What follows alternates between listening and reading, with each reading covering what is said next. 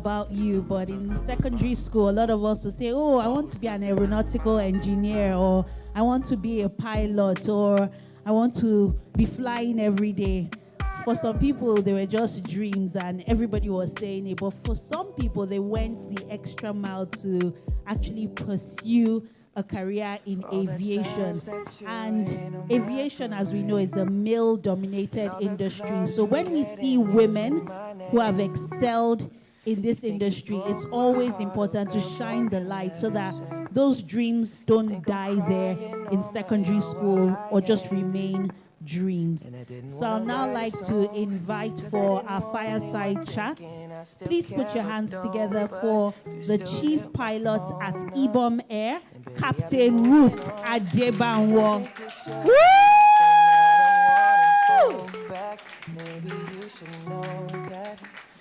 I can't wait for this conversation because I'm sure you would have met with a lot of stereotypes when you tell people that you're a chief pilot. I mean, I saw a video, I don't know how many of you saw it on social media, and someone introduced herself as a captain, and the men were saying, oh, what do you do as an air stewardess? And she had to correct him, like, no, I'm a captain, I'm a pilot, and that's the stereotype we're talking about.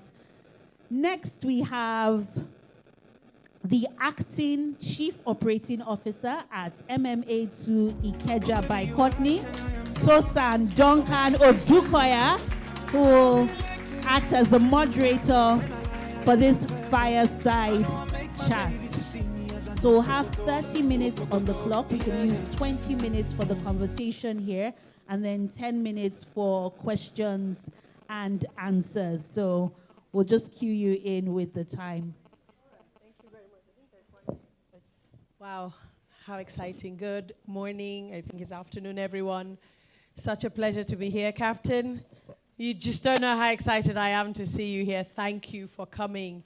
And just a little bit of a background. So she said MMA2. Some have heard of it, some haven't heard of it. You might have heard of by Courtney. You might have heard of our chairman. But MMA2 in itself is just an amazing dream come true, because for those of us or those of you who would remember back in the early 80s when the airport just burnt down. It simply just burnt down. And the government was like, what are we going to do? And there was something happening at the time. But MMA2 is the beginning of a dream for also Nigeria being the gateway, because he just said, I'll build an airport. And they said, what are you talking about? He says, no, I can build an airport for you, and I'll run it. And so that began one of the pioneering dreams of a design, build, operate, transfer system. And he literally said he'll build it, and he did. And he not only built just a little shed for you to pass through from beginning to the end. Over the past 17 years, he has been part of a dream that has created an ecosystem and created a lifestyle and created the avenues for the domestic world. So now, if you live in Asaba, or you live in Uyo, or you live in, Anambra, or even Abuja, it's not a stigma, as my sister said. There's nothing wrong with living in any other part of Nigeria. It's opened up the world. So I began this journey only a year ago as the chief operating officer acting of this place. And then we met people like Captain Ruth. This is listen, when I say she's the chief pilot, she's not just a captain. She doesn't just fly planes, for God's sake. Look, I've got my feet on the ground. She can't even put her feet on the ground, but she is moving mega machines. And she is just somebody I'm just here to admire. So we want to, I did say, sorry, my team likes to put me in that box we were talking about so that I stick to my script. I'm not a Joe Biden. And so I will say to you, this is an industry historically dominated by men. And I like the word traditional. I like the word historical. They're in the past. Okay? It's dominated by them. But the rise of women in aviation is not just a triumph for our gender equality. It is a testament to our strength, to our resilience, and our determination skills, which are inherent in every individual, regardless of gender. So for some of us, which I'd like to hang on to that little tailwind, in aviation, we embody these qualities every day as we navigate through challenges, we break barriers, and we soar to new heights. So, my dear captain here is not just a pilot, along with all the other women engineers, the women executives, and the trailblazers. There are women air marshalers, there are women people who deal with the air traffic control, there are people who are the engineers underneath the wings. My God. So it's not just, oh, I'm a woman, I'm in marketing. No, no, no, no. I'm talking about actually putting it out there and making it happen. So it's not just about those opportunities, it's about creating an inclusive environment where everyone can thrive. So this is the month of March. We celebrate women on International Women's Day, but we need to recommit ourselves to fostering a culture. And that's not easy in this country, in this continent, on this continent. And that's a culture of inclusiveness and empowerment in aviation. So we do strive to provide equal opportunities. But as I get to the main body of today, I'd like to extend my deepest gratitude to my beloved auntie, but my matriarch as well, Madam Maiden Ebru, who is the long-standing chairman of the Guardian Media Group, and of course for her amazing, she's a daughter, but at the end of the day, she's an amazing woman in her own rights, and that's Anita Eloho, and I'm very excited to be here.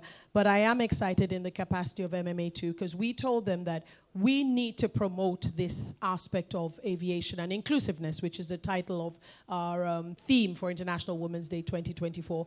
And we are honored to bring to you this platform for a captain, Captain Ruth Adebanwo. I mean, for goodness sake. It's not just, like I say, somebody who pilots a plane, but she's a chief pilot. You know, even as a man, you can tell me that in a little bit, because I'm going to give you 3 questions, and they're just, you know, they're ad-lib, as I always try not to do, but they are.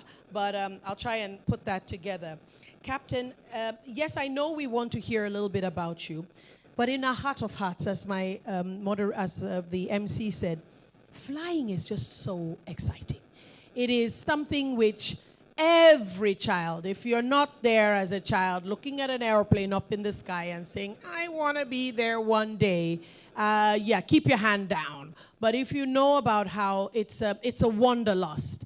So I would ask you, as my dear lady said, I don't have the phone, I can't reach out. What was it that just made your heart know? I've got my questions here. I've put it behind me. What made you know that, you know what, I'm going to fly an airplane? Can you imagine that? Even as a man, it's a daunting task. I, in my size, I'm going to fly an airplane. When did that begin? And I know you will use that to tell us a little bit about you. And but at the end of the day, I know it's not, I'm never downplaying the power of men. I'm a boy mama. I've got 2 of them. And so I believe in that. I used to get very angry when they said, the girl child, the girl child. I said, what about the boy child? Come on, be nice. There is equality. And sometimes we put the men down so much and the women stand up on top, and then we expect and we wonder why they do the wrong thing. So boy mama for me. But at the end of the day, what is it that made you say, I will fly a plane? Is it something you stumbled into, or is it something you started at the age of 4? Captain Ruth, the floor is yours. All right. Good morning, everyone. It's a pleasure to be in the presence of amazing and beautiful women. Thank you so much for inviting me. Well, thanks for the question. No, I didn't just, it wasn't at age 4 or age 2 like most pilots. For me, it was after my secondary school. I followed my brother. I was quite close with my elder brother, and he was going to visit someone at the airport, and I just tagged along and getting to the airport. Actually, that was my first time, yes, going to the airport or actually seeing physical airplane as well. So I went there, and then I got lost because I was so excited. And then I went to different departments and ended up with the pilots. And I started asking them questions, and right then, I made up my mind that this is what I want. Before then, I wanted to be a surgeon. I planned to be a surgeon, and all my focus was into medicine and all. But from that day, I changed everything. When I got home, I told my mom, this is what I'm going to. She was surprised. I mean, just go out and you come back and you change your mind. So she was quite surprised. And my mom is not educated at all. And my parents were divorced. And most of the people she talked to discouraged her because now she was going to take full responsibility. They discouraged her. And the reason for the discouragement was simply because I'm a girl. That was it. Why would you waste money on a girl? Why would you miss so much? She will end up in her husband's hand and everything will be a waste. You have your boys, you have the boys. If the boys wants to do it, it's okay. And then she started talking to people and she got this response. And then eventually she just shut everyone out and decided. She called me and asked, what do you want to do? I told her, this is it. And that was it. She suffered. She went through everything just to make sure she sent me through flying school. Shout out to mothers. And I didn't just start out immediately. It took me almost 7 years, actually, after that, before I finally went to flying school. I applied to several schools in the U.S., so many schools. I was denied visas many times. I became a cabin crew. I started off with a cabin crew because I was not going to let go that dream. I started off as a cabin crew, and after some years, while still doing the job, I was still pursuing this flying thing, and then eventually I got the admission, got visa to go to South Africa, and then here I am today. Wow. I mean, that alone is a battle through. The other day I was talking about storms and I said, we hear the word, so I love that name. I don't know, is that like, I'll ask about that later. Is that where you started from? I love the name storms because they sound like they're problems, but they bring refreshing. And after the storm, there's a healing. And after the storm, you see different aspects and you watch yourself and you come back. And so if you look back and were to look at it, I mean, my darling sisters talked about late 30s and 40-somethings and 50-somethings. And I'm like, oh my God, time goes by. But when you look back and you say to yourself, can you imagine where I'm coming from? But a lot of times you ask yourself, would you like to go back there and go through it again? And it's like, no, I'm through it. But at the end of the day, so there were visa denials, there were there were body shaming denials, literally. And then there was that whole, you're going to waste it in your husband's house. What on earth does that mean? Has anybody told a man, when you go and you get married, it's all over? No, it's just unfair, but that's life. It's not fair. So we power on. And we're resilient. And so the next aspect of my question, because my team is like glaring at me, Madam, stay to point. Don't break out. But my next aspect is about that resilience, and it matches the word collaboration. So to be a chief pilot, like I said, she's not just a first officer or a captain. Started out, she had to go through the ranks. So my lady over there was talking about how do you transition from being a lawyer to being a media rep. But at the same time, she decided to keep her focus. And if it'll mean my little toe through the door as a cabin crew, which is acceptable, I will do that. Nobody complains about the male chefs, huh? Nobody complains about the hairdressers that are male. They rather celebrate them. Oh, he's a celebrity chef. He's cooking in the kitchen. Go there. I mean, what's your problem? But yeah, we'll talk about that. So now even the women-dominated, you have to struggle to get into the female chef. It's a chef is for men. You just cook. It's crazy. But hey. We will power on. So the resilience along with collaboration to be a chief pilot. Tell us a little bit about the fact that you're not just a captain, you're a chief pilot. So in our aviation language, we have a name for every alphabet. C, we think C is for Charlie, and P is for Papa in the whole aviation language. So she is the Charlie Papa of IBOM Air. Tell us how you got there. Well, looking back, actually, it's not been easy right from the get-go, right from the very start.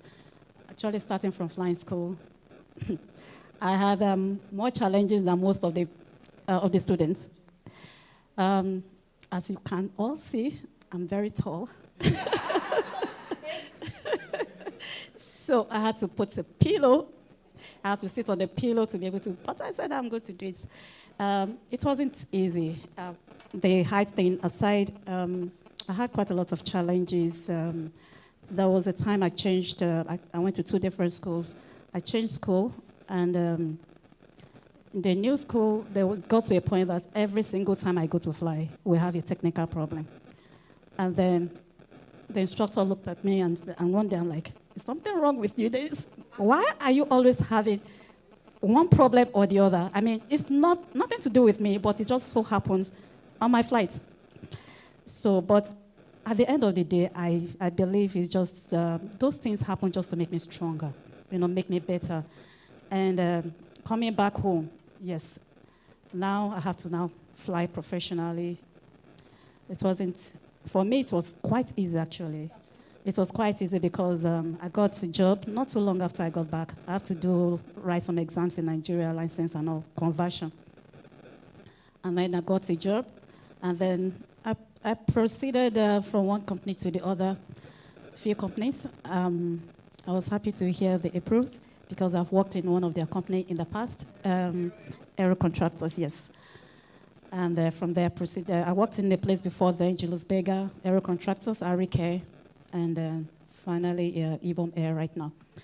And accepting women back then was not as easy as it is now, because we have a lot of women in the industry now. Back then, just very few. And I remember every time I'm flying with a new captain, they're kind of worried and scared, and then they're like on the edge. Oh my God, what is he going to do? Is she going to crash? So they are like on the edge and watching. But and I noticed that. So what I do, I just talk to them, calm them down, and before they know, we start just saying and talk. And then after the first flight, I'm like, oh, wow. And then that's it. But I get that almost every time I fly, the first time. After the first time, that's it. So I got into it, and then, of course, passengers, when we land, they want to say hello to the pilot. And they say the female there, oh, are you a pilot? Did you actually fly the airplane? I get those kind of questions. I get it all the time. So anyway, it was one of those things. So, well, over the years, and then, yes, getting to leadership role was not exactly, well, it was unexpected to me, actually. But I knew that the position is a position. First of all, let me just explain what chief pilot means. Chief pilot is just the person in charge of all the pilots in the airline. So everything to do with every single pilot, recruitment, everything about the pilots goes to the chief pilot. So the chief pilot is in charge of all the pilots. In the department, we have the flight operations department. We have a flight operations department, and the head of the department is the flight operations, the director of flight operation, followed by the chief pilot, and then you have the different other units. You have dispatchers, you have the manager, you have cabin crew, you have the manager. So that's what the chief pilot is. So there were so many people that were interested in it, and the former chief pilot was going to be made the director of flight operation, and they needed a new chief pilot. And people amongst themselves already pointed, oh, this is going to be, every time they talk about it, most times I'm actually with them, we sit down and then people talk. There was never a time that they mention my name for anything. They always like, oh, this. If they mention my name, oh, she's a family woman. She's all after her children and her husband. That's the only time they mention my name. But when it comes to the work and other things, no, never. So it came right from the top, and it was a shock to quite a lot of people. And I get the CEO said quite a lot of times he's actually quite happy, and he said the first time I entered into the management meeting, he said, when they mentioned my name to all the people that were supposed to appoint, there was no single person. I think they brought my name and some others. So they said every single person picked me. So I didn't know what I did. I don't know. But one thing I do is I put my all in what I do. And women, just like somebody mentioned earlier, we have, the men, this is the way they want it, they go for it, and that's it. Women, we have much more. We have something that is inbuilt in us, the way we relate to people, the results we can get. I mean, different strategy works differently in a particular situation. The way a man will do something, and then the outcome of it, when the woman does it, because of some other extracts she comes with, that she puts into it, it's always different. The outcome must be different. So the man says this many times. He said, I believe, seeing you, I believe that women are natural leaders. The man just kept saying that women are natural leaders. And I've been able to get support. And on the flip side also, I've been able to get people that want me out like yesterday. So every single thing I do, they have to check, look for things, look for something. Oh, she must do something wrong. There must be something, They are constantly looking for me to make mistakes. But then it's not just me. I believe it's God. Because I have my watchword, which is Proverbs 3:5. Somebody mentioned that she loves Proverbs. I do. She said there are Proverbs and some for me. Proverbs 3:5. Trust in the Lord with all your heart. That is what I do. I put my best. Integrity is very key. And also back to the part of the question you asked in the inclusiveness. I believe that the problem some of us have is competition. We tend to compete with men. I don't think there's any need for that. You don't need to compete with the men. Men are there, they're there. You can't compete. Forget about that. It is now you bringing the extras you have and putting it, concentrate on what you are doing, put your all, put the extras, and whether they like it or not, you will be recognized. You will be recognized. For me, in the course of my work, starting from even the flying school, everything I do have to be a little bit more than the average man. For sure, before I'm being accepted. If I'm flying, if whatever I'm doing, I must be better. That is the only time I'll be recognized. Oh, is she there? Oh, yes, looks like she's around. All right, she's there. That is the only way. If I'm at par with the men, nobody will see me. They will see the men like 100 years before even remembering. But if I come in and I do what some of these men are having difficulty, and I do it with ease, and then, oh, okay, she's there. So for women, yes, those extras, those things that God has put in us, those are the things that we just need to bring out, and then we put it, and then whether they like it or not, whether the world likes it or not, we will, yes, well, that's... Isn't that so inspiring? Thank you. So she's explained what it came to be, a pilot, a captain. You start and you build up, you do your hours and all of that, and then she's in that managerial position in charge of all of them. And I keep telling my team, I know we're at the airport. I used to work for the airlines, and we're at the airport, and I always say, in everything we do, I always say, we're not a bank, or we're not an insurance company. You know what I mean? We are life and death. Do you understand? And so this aviation, I've been in it, but I've been in aviation, but not as a pilot, which is why I admire. Every time a pilot lands, having gone through the, when they say accounting for non-accountants, we know what they do. We learn about what they do. We learn about how they fly. We learn about the skills that they have. So anytime a flight lands, I know some of us may not know the Almighty, but my God, you have been in the hands of death and you have been returned back to life. So thank you. On behalf of everyone who has been in an airplane and landed, it's not light work at all. Thank you, Captain. So now my sort of last question before we throw it open to everyone would be a little bit of a personal one. Like I said, flying is something which I find absolutely fascinating. For everyone who's been in an airplane and come down, I've just spoken about that. I would say, where have your greatest fears been? because just as my amazing panel before me permit me to really raise my hands and thank you, ladies, for everything that was said, when it comes to the fears that you have overcome personally, I mean, let's talk about one of them would be one of your near misses or something very worrisome where you know that this is not it. But at the same time, when you feel that I might never get my dream come true. So I still speak to my lady back in the audience there who says, how do I get my dreams to actually become a reality?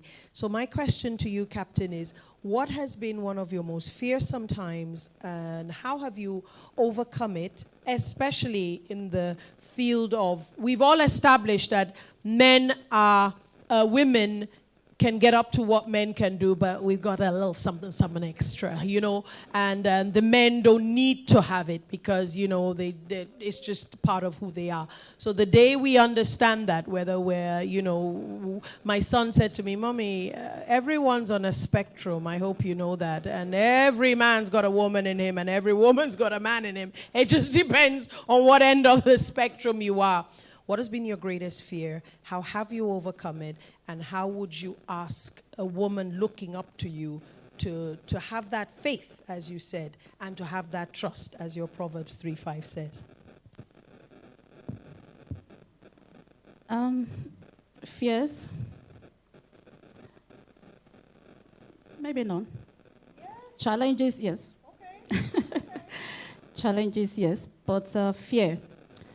I mean, for me, I believe that if I allow fear to rule me, then that's it. I will never accomplish anything. So, when I was going for actually went for command training twice. Command is becoming a captain. The first one was in Aero, and then I resigned shortly after I came back, and then the second one was in Arik. In Aero, when I was going for my command training, my chief pilot then called me, and she says, Ruth, make sure you do excellently well.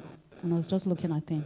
He said, make sure you do excellently well. I said, okay. He said, aren't you afraid? So I asked him, why should I be afraid? Why should I be scared? And he said, because you should be scared that you might not make it. For your information, any single time we go for training, it's like, you know, and you come back, you now breathe relief because it's not easy. So, and now I'm transitioning from being a first officer to a captain, a female, of course. So, aren't you scared? Aren't you afraid? His question. And I told him no. He said, you should be. Actually, I was shocked. Why should I be afraid? He said, what if you fail? He asked me that question outright. What if you fail? I said, well, it's not a problem. If I fail, I learn from my mistakes. She said, if you fail, you have 3 years to stay as a first officer before you go back. I said, okay, no problem. If I fail, that 3 years I've used it to shape myself to become better, and then I go again, and then I'll be better. Yes, so I said, I don't think I should be afraid. I said, if I'm scared, then I've failed already. So I don't need to be afraid.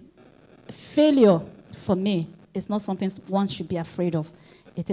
Failure is there. It's actually a good thing sometimes. Because if you don't fail, if you keep winning, your hidden and greatest potential is also hidden. You will never come out fully. But when you fail sometimes, then you know the kind of strength you have, and then you become better. So I told him, I said, failure is not a problem. So, sorry, I cannot tell you I'm my greatest fear. But yes, challenges. Even right now, there are challenges. There will always be. My mom told me when I was my first job as a cabin crew, even at that, for some reason, all the people in charge, they just loved me, and they said I was doing a very good job then. And above, they were ready to promote me in less than a year, and it caused a lot of,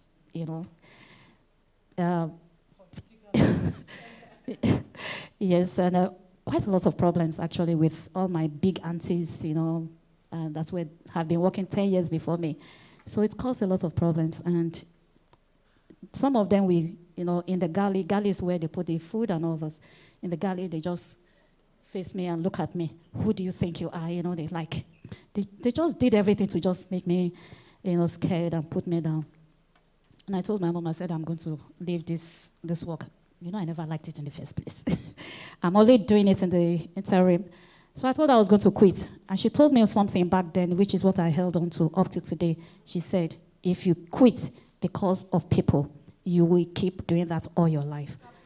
That was what she told me. She said, no matter what they do, she's not educated, but she's a wise woman. No matter what they do, just stand there, just keep doing the right thing. Never yield to whatever people are saying, and don't ever be afraid of anyone. So she taught me that. So challenges will always come. In the future, it will come. So how I handle my challenges is I just put everything in the hands of God. When I talk to God, it's like I'm talking to you right now. So I talk to him, tell God what my issues are, and then I ask for wisdom.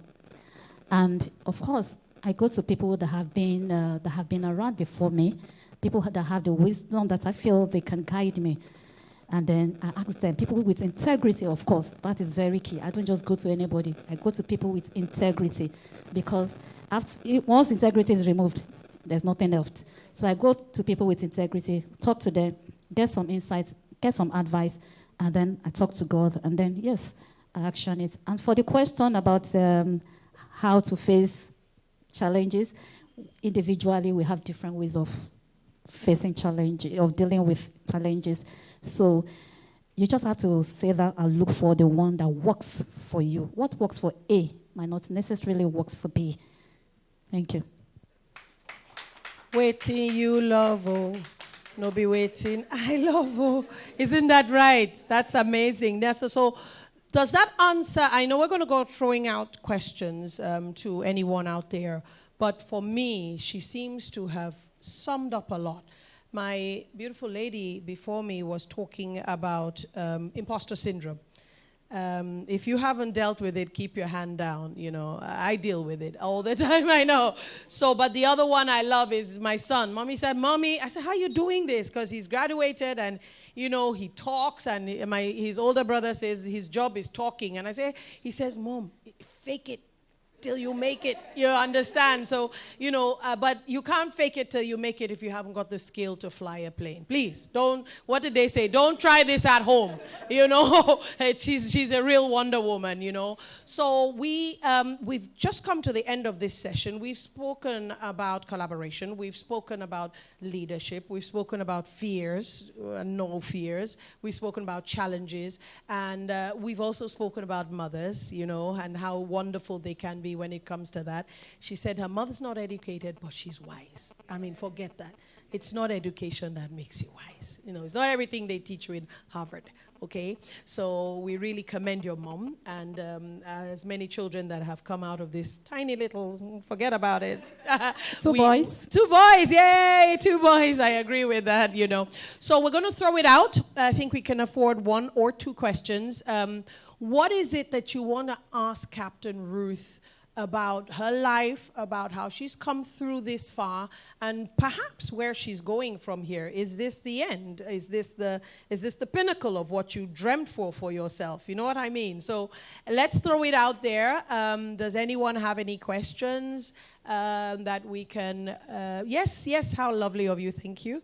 I think you can have mine. I'm not sure. Come on. Okay, and introduce yourself. What are you doing here?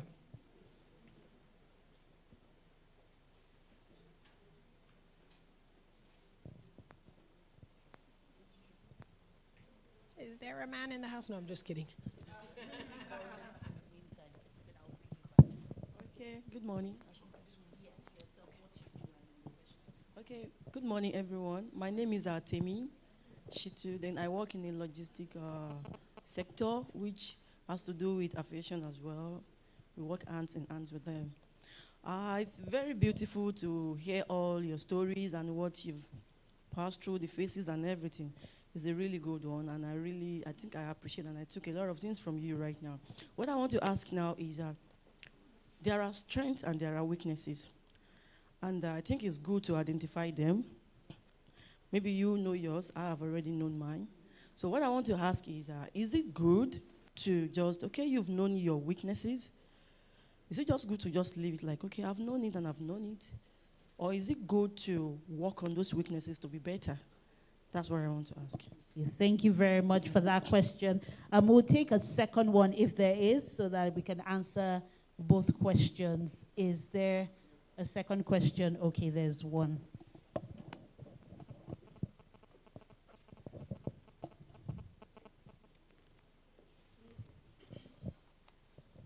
Oh, okay. Then we have three.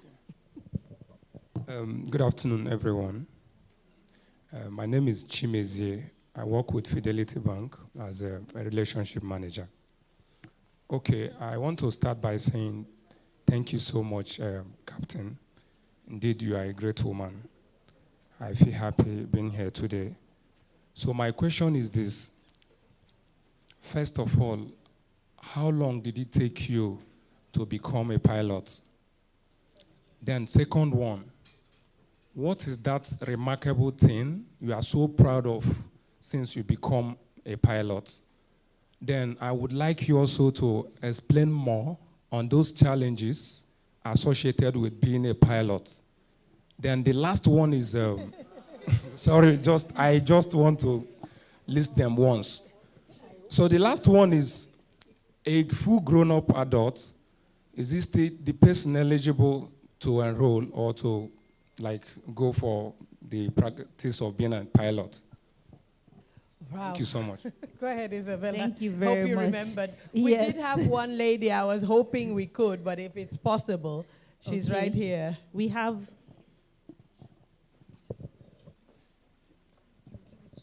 Hello, good morning, everyone, or good afternoon. My name is Mary Olushoga, and my question is not just for you, but for other panelists as well.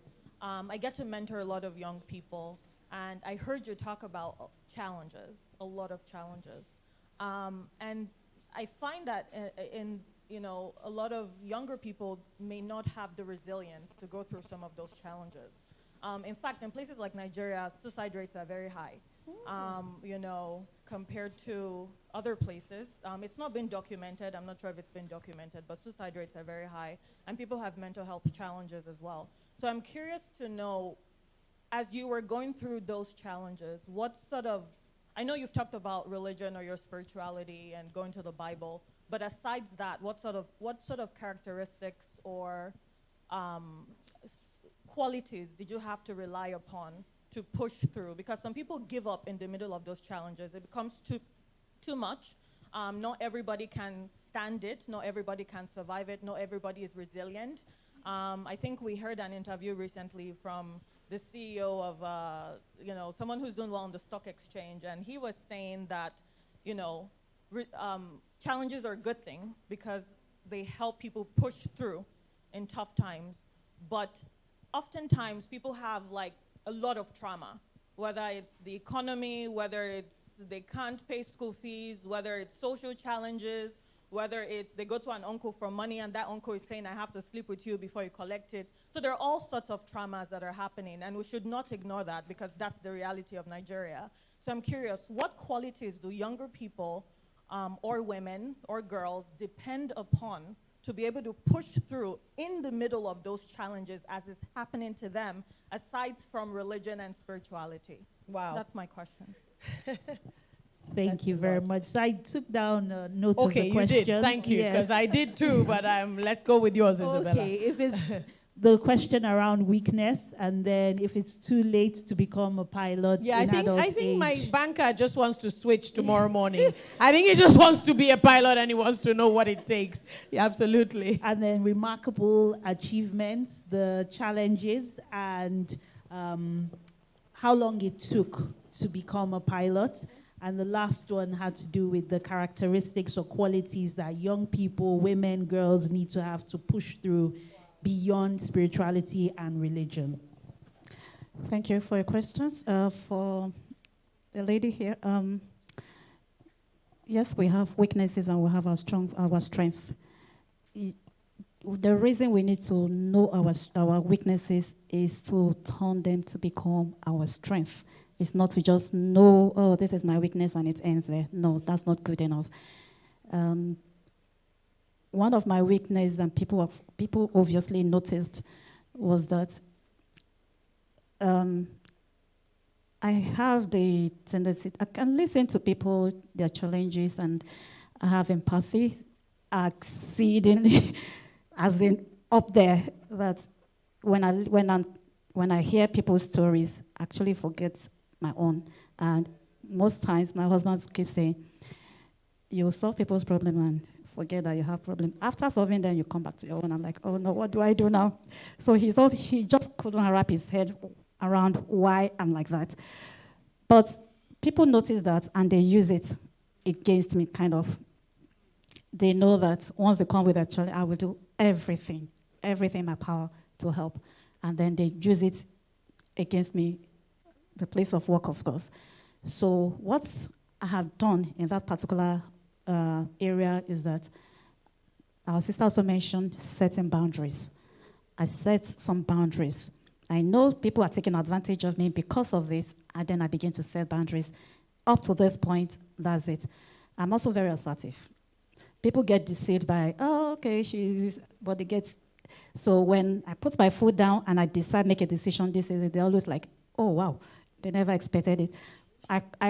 For most times, people, when I decide I want to do something, like, oh, I never knew that she would be able to. But once I say it, over time, people get to understand. Yes, I can be playful, I can do it, whatever you want, but there must be a line. You must draw a line.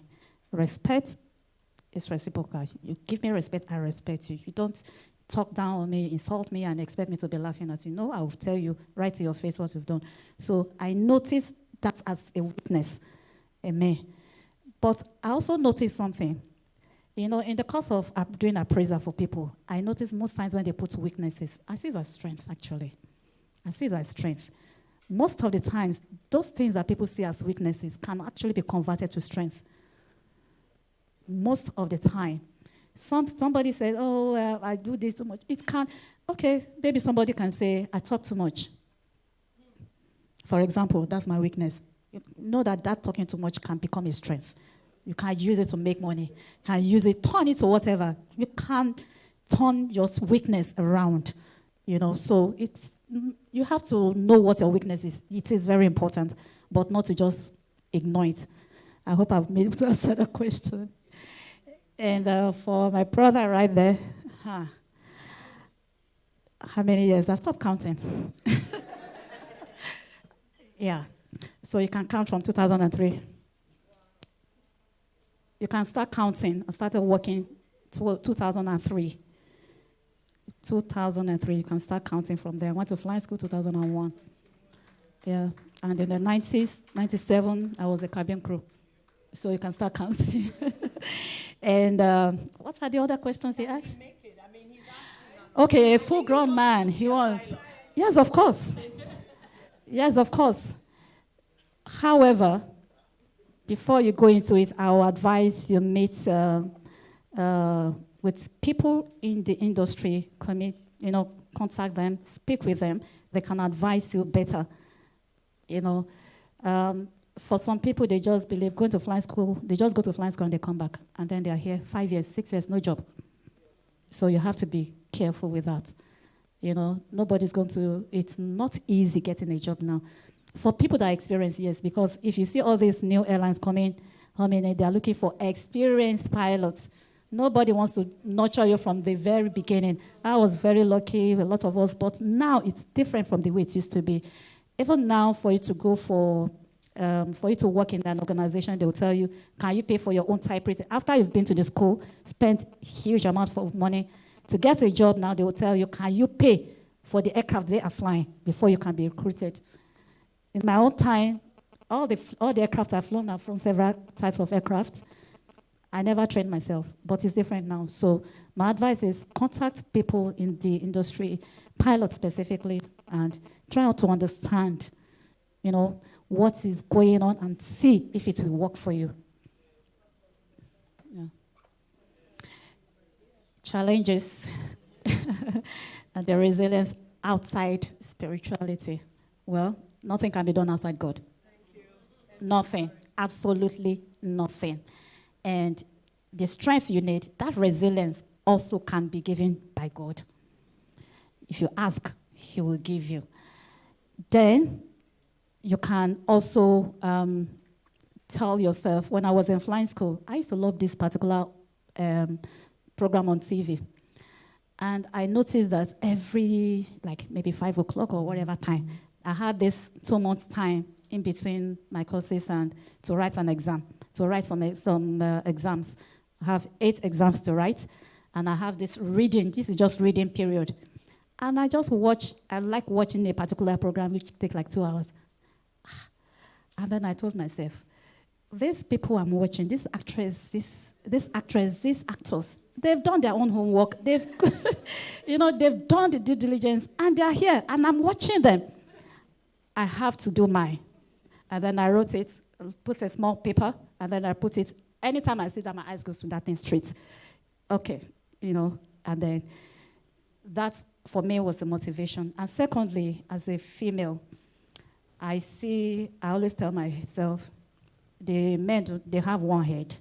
I have one head. God has given every single person brain. Whatever a man can achieve, whatever a boy can achieve, as a girl, I should be able to achieve it. So for me, that also keeps me going. Whenever I get to a crossroad, I tell myself the same thing, and then I keep going. At some point in flying school, because it was not so easy, like I mentioned earlier,